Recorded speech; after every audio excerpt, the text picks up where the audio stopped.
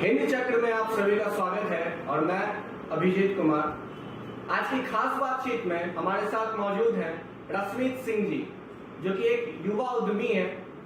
आइए जानकर के उनसे बात करके उनके व्यक्तित्व के बारे में जानते हैं। नमस्कार सर। सर, आप अपने बारे में कुछ बताइए और आपकी शिक्षा दीक्षा कहाँ हुई है उसके बारे में हमारे दर्शकों को जनाब बताइए। मेरा नाम रश्मित सिंह है और मेरा जन्म पटना में हुआ है और हमारी स्कूलिंग यहाँ पटना सेंट्रल स्कूल से हुई है और हमारी ग्रेजुएशन की पढ़ाई भी पटना से ही हुई है।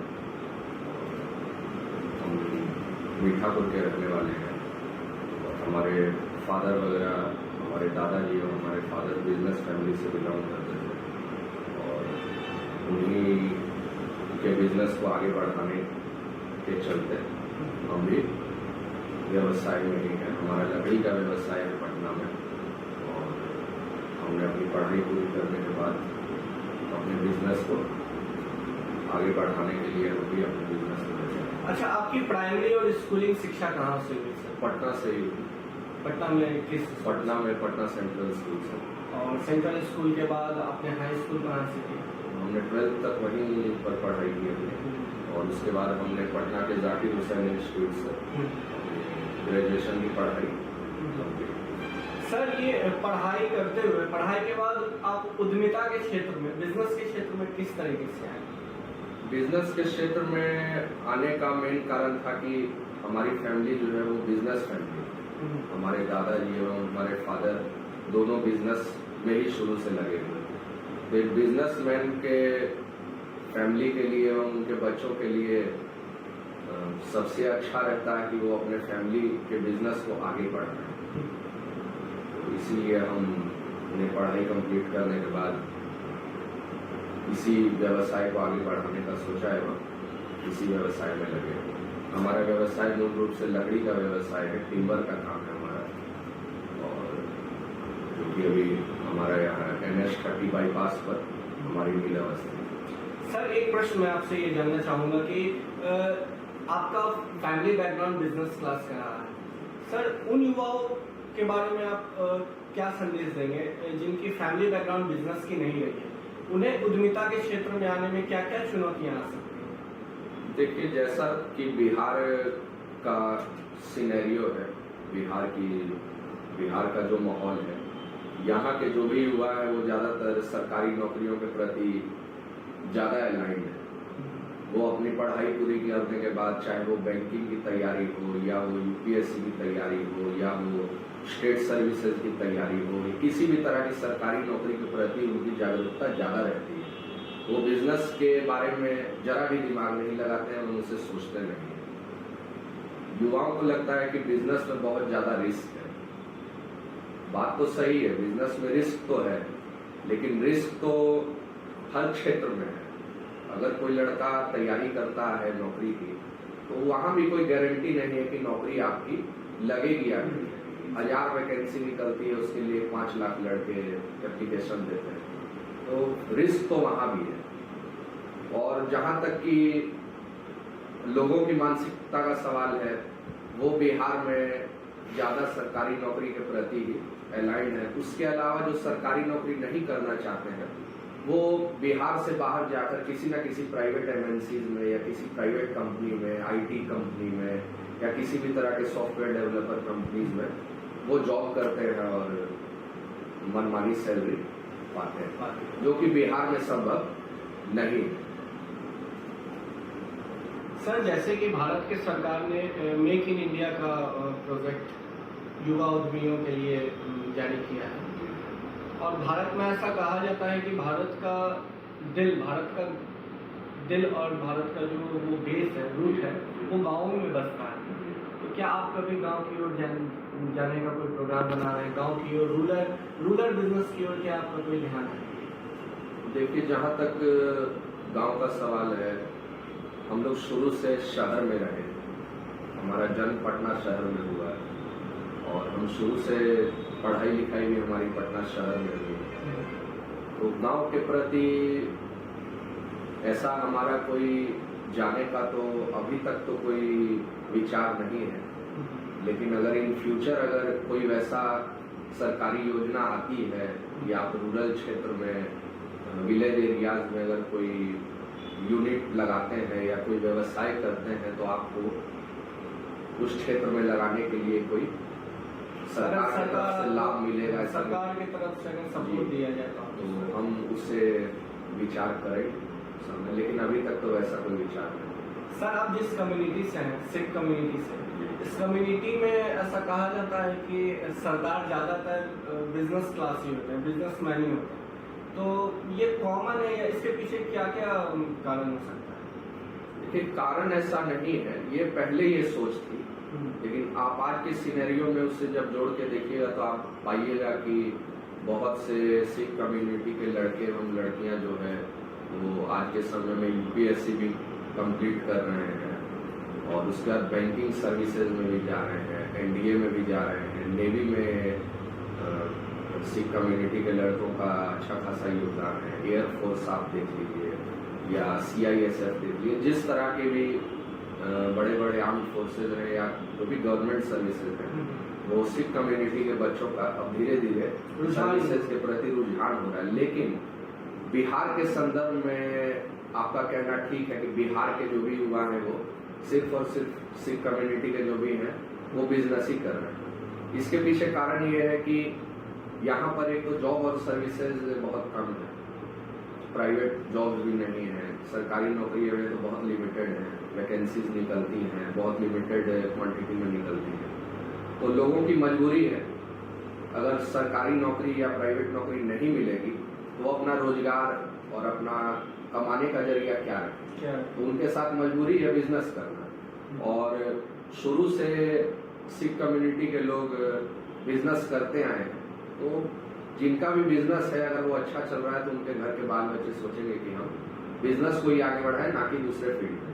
सर, ये प्रश्न मेरा भी और हमारे दर्शकों का भी रहेगा आपसे कि आप उद्यमी हैं, तो बिहार में उद्यम को कोई भी बिजनेस शुरू करने में क्या क्या चुनौतियां आ सकती हैं, क्या क्या परिस्थितियां हैं और अभी स्थिति क्या है उद्यमी शुरू करने में? देखिए, बिहार की जहाँ तक बात है तो इसमें तो कहीं भी दो राय नहीं है कि बिहार में बिजनेस करने वालों के लिए चुनौतियां नहीं है, यहाँ बहुत चुनौतियां हैं। बिहार में बिजनेस इतनी आसानी से कोई नहीं कर सकता, उसके पीछे बहुत से कारण हैं। किसी एक व्यक्ति को या किसी एक संस्था को इसके पीछे या सिर्फ सरकार को ही जिम्मेदार नहीं ठहराया जा सकता, इसके पीछे बहुत से एस्पेक्ट हैं।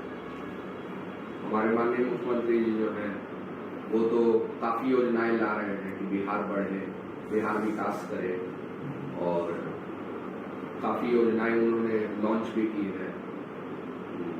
कम दर पर बैंक से लोन भी दिलवाने के लिए उन्होंने योजना चालू की, परंतु ये जो योजनाएं हैं ये सही तौर पर आप देखिए तो जमीनी लेवल पर ये 100% इम्प्लीमेंट नहीं होती।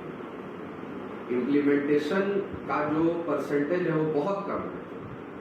इन योजनाओं का लाभ हर आदमी नहीं ले पाता, और एक कॉमन व्यक्ति जिसके पास पैसे का अभाव है तो वो पैसे के अभाव में तो बिजनेस नहीं कर पाएगा। तो सरकार को के तरफ से ये ऐसी कोई योजना बननी चाहिए है जिससे कि युवा आगे आए। योजनाएं तो बहुत है लेकिन उसका क्रियान्वयन नहीं होता है अच्छे तरीके क्षेत्र में। सर, बिजनेस या फिर इंडस्ट्री शुरू करने में सबसे मूल कॉज और रूट होता है सिक्योरिटी का। जी, सुरक्षा इंडस्ट्रियलिस्ट को और बिजनेस क्लास पीपल को अगर किसी भी राज्य में मिलती है तो उस राज्य में बिजनेस ज्यादा फैलता है, ऐसा अमूमन देखा गया है। जी।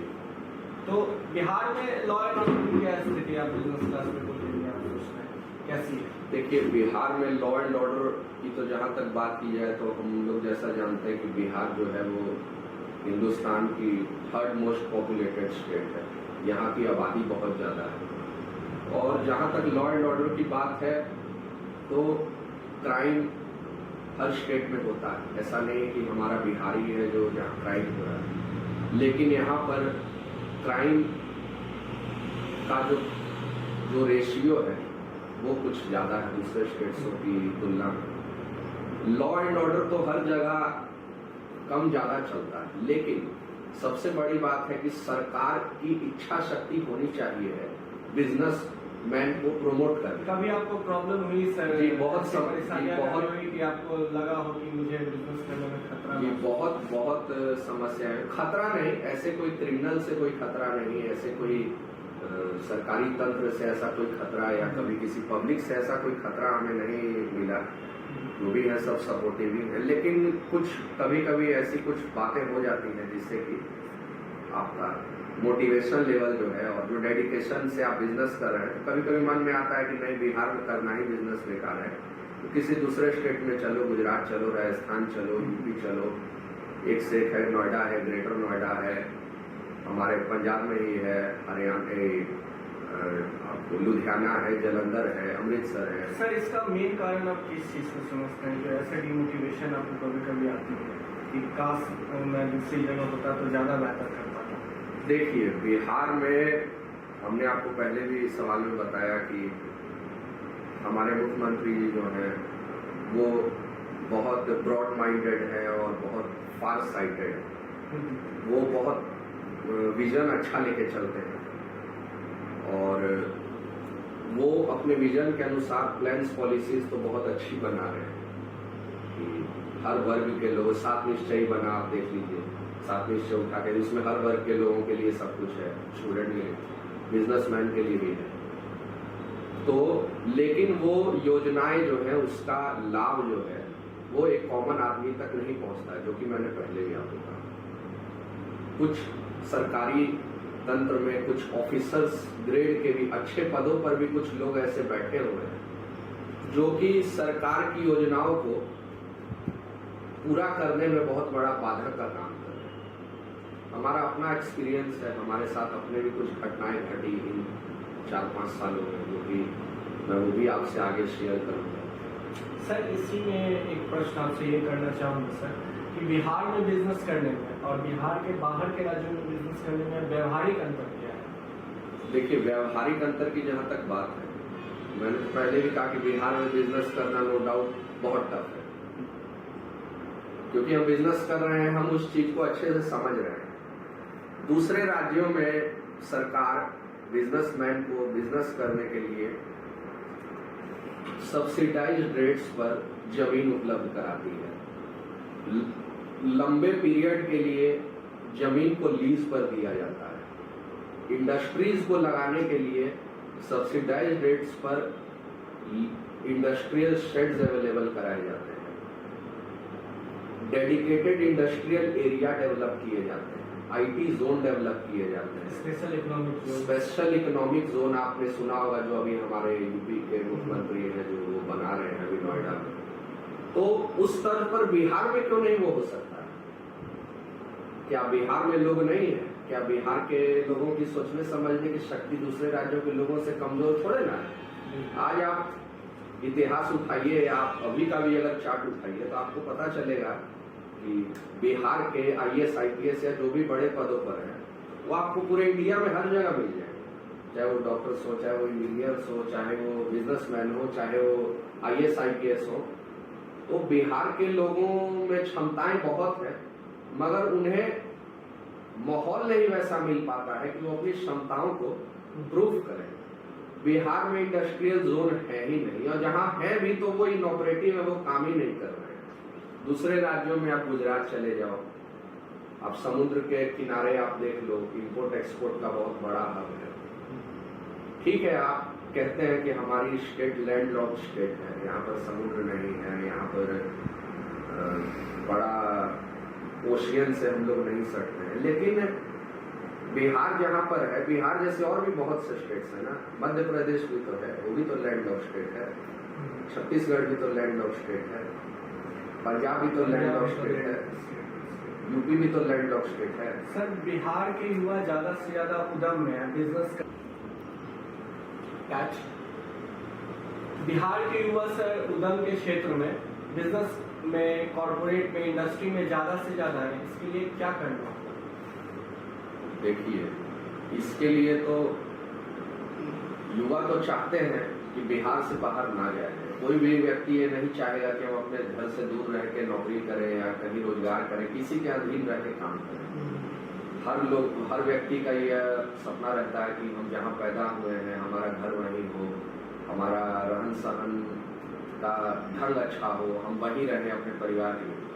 परंतु बिहार में माहौल ना मिलने के कारण एवं बेसिक सुविधाएं नहीं मिलने के कारण लोगों के पास ऑप्शन नहीं रहता है और वो दूसरे शहरों की तरफ मूव कर जाते हैं। तो हमारी सरकार से यही निवेदन है कि सरकार को इसके लिए स्टेप्स लेने पड़ेंगे और प्रायोरिटी बेसिस पर लेने पड़ेंगे। सिर्फ योजनाएं बनाने से काम नहीं चलेगा।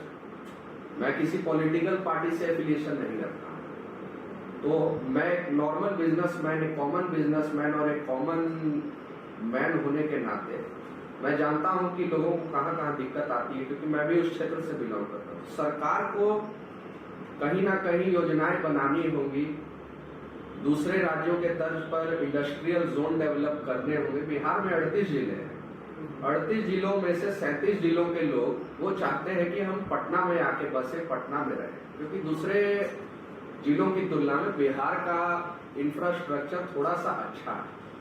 दूसरे राज्यों की तुलना में तो हम नहीं कह सकते, लेकिन बिहार में 37 जिलों की तुलना में पटना का इंफ्रास्ट्रक्चर कुछ हद तक रहने लायक है। तो हर व्यक्ति के दिमाग में यही है कि बिहार के पटना में एक अपना घर हो और वहां पर हम रोजगार करें। सर, जो युवा बिजनेस में आना चाहते हैं, इंडस्ट्रियलिस्ट बनना चाहते हैं या फिर यंग एंटरप्रेन्योर बनना चाहते हैं, तो वो जो बिजनेस खोलने की सोचते हैं, तो उस बिजनेस का मोड ज्यादा से ज्यादा इंटरेस्ट किस टाइप का बिजनेस युवा खोलना चाहते हैं? देखिए, बिहार तो हम लोग सब जानते हैं कि ये शुरू से रिटेलिंग, ये कंज्यूमिंग स्टेट है। हमारी इकोनॉमी जो है वो मेयरली रिटेलिंग इकोनॉमी है। जब आप इकोनॉमिक्स को अच्छे से पढ़िएगा तो आपको समझ में आएगा कि बिहार में इंडस्ट्रीज का अभाव होने के चलते बिहार के बिजनेसमैन मेयरली दूसरे स्टेट से सामान लाते हैं, डिमांड ज्यादा, और यहाँ पर सामान को दुकान खोल के बेच लेते हैं, मैन्युफैक्चर करते हैं और ना प्रोडक्शन करते हैं। तो आज के अगर संदर्भ में देखिएगा, आज के अगर हिसाब से देखिएगा, तो बिहार एक मेयरली कंज्यूमिंग स्टेट है और यहाँ ज्यादा रिटेल का बिजनेस हो रहा है, जो ट्रेडिंग आप कहते हैं। बना हुआ सामान लाए, यहाँ रख के बेच लिए। यहाँ किसी भी तरह का उस सामान में अल्ट्रेशन और प्रोडक्शन और मैन्युफैक्चरिंग नहीं हो रहा है। लेकिन ऐसा नहीं कि बिहार में मैन्युफैक्चरिंग और प्रोडक्शन नहीं हो सकता है। बिहार के युवा दूसरे राज्यों में फैक्ट्रियों में काम कर रहे हैं, चाहे वो किसी भी पद पर हो, चाहे वो लेवल पर ही काम कर रहे हो, चाहे वो मैनेजर लेवल पर ही काम कर रहे हो, लेकिन कर तो रहे हैं। वो काम वो बिहार में भी कर सकते हैं, लेकिन इंफ्रास्ट्रक्चर का अभाव होने के चलते कोई भी आदमी रिस्क गेन नहीं करना चाहे। मशीनरी की कमी है, मशीनरी की भी कमी है और प्लस इंफ्रास्ट्रक्चर का अभाव है। इंडस्ट्रियल जोन नहीं है, डेडिकेटेड मैन्युफैक्चरिंग क्लस्टर्स नहीं है, एमएसएमईज के लिए डेडिकेटेड क्लस्टर नहीं है। 38 जिलों में से अगर सरकार 20 जिलों में भी प्रायोरिटी बेसिस पर अगर ऐसे इंडस्ट्रियल जोन और इंडस्ट्रियल हब की अगर स्थापना कर दे, तो सिर्फ बिहार ही नहीं, दूसरे राज्यों के भी लोग बिहार में आके निवेश करेंगे, क्योंकि बिहार में अभी भी बिहार की जो इकोनॉमी है वो लेबर सरप्लस इकोनॉमी। बिहार की यूथ में बहुत ज्यादा पोटेंशियल। बिहार की इकोनॉमी है जो लेबर इकोनॉमी है, प्लस बिहार का जो आप पॉपुलेशन का जो आप डेमोग्राफी पढ़िएगा तो आप देखिएगा कि यहाँ की 66% पॉपुलेशन जो है वो वर्किंग एज ग्रुप के अंडर आती है। वर्किंग एज ग्रुप हो गया 15 साल से लेके 59 ईयर्स के आदमी, एज ग्रुप का जो आदमी है वो बिहार में 66% है। तो आप अपने अंदाजा लगा सकते हैं कि बिहार में कितना पोटेंशियल है। लेकिन अभाव होने के चलते सरकार की जो मशीनरी का जो कहा जा सकता है कि इच्छा शक्ति जो कह लीजिए, बिहार में हमने पहले ही बोला कि योजनाएं तो बहुत है, लेकिन योजनाओं का लाभ तब मिलेगा जब वो योजनाएं धरातल पर पेन एंड पेपर पर तो है, लेकिन रियलिटी नहीं है। सर, बिहार एक कंज्यूमर स्टेट है, जैसे आपने बताया, तो कंज्यूमर से प्रोड्यूसर बनने की जो जर्नी है, उस जर्नी के बीच में आप आत्मनिर्भर बिहार और आत्मनिर्भर भारत के कॉन्सेप्ट को किस तरीके से देखते हैं? देखिए, आत्मनिर्भर बिहार का जो कॉन्सेप्ट है, तो हमने आपको बताया कि बिहार में 66% युवा जो कि कैपेसिटी रखते हैं कुछ करने का, अगर वो नौकरी ही करते हैं तो उनमें पोटेंशियल है किसी के अधीन नौकरी करने, किसी के अधीन रहकर भी काम को अच्छे से करने का। तो वो क्यों, तो वो अगर आप किसी को बिजनेस लगाने के लिए, बिजनेस को खोलने के लिए अगर आप प्रेरित करते हैं, तो सामने वाला सीधे कहता है कि भाई बिहार में जमीन इतनी महंगी है, बिजनेस होगा कैसे।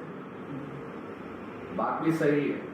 जितने बिजनेसमैन हैं अभी, तो जो आप जैसा सिनेरियो है अभी, तो उस सिनेरियो में तो बिहार में बिजनेस करना अपने आप में बहुत टफ हो गया है। जमीन की कीमतें आप देख रहे हैं कहाँ जा रही है। जमीन है भी तो उसके अलावा बहुत सी समस्याएं हैं। तो इसके लिए तो मैं सरकार को कहूंगा कि सरकार को पहल करनी होगी। सरकार अगर एक कदम आगे बढ़ाएगी तो 4 कदम ऑटोमेटिकली पीछे से आएंगे। अगर सरकार कदम नहीं उठाती है तो युवा में इतना आप कह लीजिए इतना रिस्क गेन करने की अभी क्षमता बिहार के लोगों में नहीं है, बिहार के युवाओं में नहीं है कि वो करोड़ों रुपए लगा के एक छोटी सी दुकान खोले और उसके बाद रिस्क गेन करें। इसके लिए सरकार को लीज रेट पर, सब्सिडाइज्ड रेट्स पर नगर निगम को दुकानें शहरी क्षेत्रों में, ग्रामीण क्षेत्रों में अलॉट करनी चाहिए, जो कि दूसरे स्टेट्स में नगर पालिका का काम है दुकान अलॉट करना। लेकिन कहाँ, हमारे तो बिहार में नगर पालिका दूर दूर तक कहीं दुकानें अलॉट नहीं करती है।